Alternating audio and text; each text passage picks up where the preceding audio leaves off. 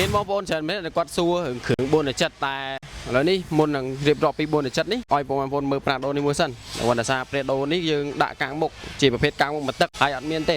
លាស់មកទឹកគឺអត់សវោទេនៅអត់ទាន់អត់ខ្សែបើសាកាំងមុខនេះគឺកាំងមុខរបស់ឡានមេប្រាដូដែលយកអបរត់ខ្លាំងបាទលុកព្រៃហ្នឹងអញ្ចឹងដោះពីហ្នឹងឲ្យភ្ញៀវហ្មង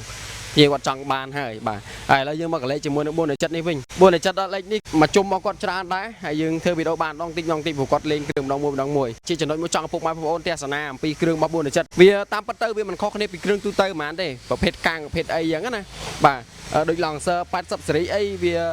ការបន្ថែមគ្រឿងលេងហ្នឹងវាអាចមានកាំងមុខកាំងក្រោយឈ្នន់ឬក៏ពីហ្គាពីលើអីចឹងទៅដូចគ្នាពុកម៉ែបងប្អូនខ្លះគាត់ចង់ឃើញពីសម្រស់ក្រោយបដូរកាំងរួចបាទនេះពុកម៉ែបងប្អូនឲ្យមកមើលមកគៀកមកខាងនេះមកបាទនេះជាកាំងក្រោយរបស់ MCC ដូចគ្នានៅ VKX គឺយើងលក់ MCC ច្រើនជាង brand ទូទៅទាំងអស់ហើយយើងត្រៀមបន្ថែមជាមួយនឹងកង់សកួរនៅខាងស្ដាំក៏ដូចជាកន្លែងដាក់ធុងទឹកនៅឆ្វេងឥឡូវយើងមកមើលពីខាងម្ដងសម្រាប់សម្រស់របស់470ផ្លាកដីតិចឯងពុកម៉ែបងប្អូនគ្នាដោយសារតែយើងបដូរគ្រឿងយូរហើយដែរបាទនេះគឺជាឈ្នន់របស់ MCC ដូចគ្នានៅខាងលើក៏ជា Bigger របស់ MCC ដែរពុកម៉ែបងប្អូនគ្នាកាំងមុខនេះគឺជាកាំងមុខរបស់ MCC ដូចគ្នាហើយយើងដាក់យូរហើយវាអាចនឹងតាមឆ្នាំតាមអីដែរនឹងខុសគ្នាតិចតួចទៅតាមសេរីឡានបាទ470ហើយនឹងឡងសើគឺវាប្រហាក់ប្រហែលគ្នាទេបាទពុកម៉ែបងប្អូនគ្នាអញ្ចឹងចាប់អារម្មណ៍កុំភ្លេចឆាតចូលពេកតែប្រភេទកាំងមុខនេះគឺមាននៅក្នុងស្តុកសម្រាប់កាំងមុខកាំងក្រោយនៅ VKX ណាបាទអរគុណសម្រាប់ការតាមដានទស្សនាជួបគ្នាវីដេអូក្រោយ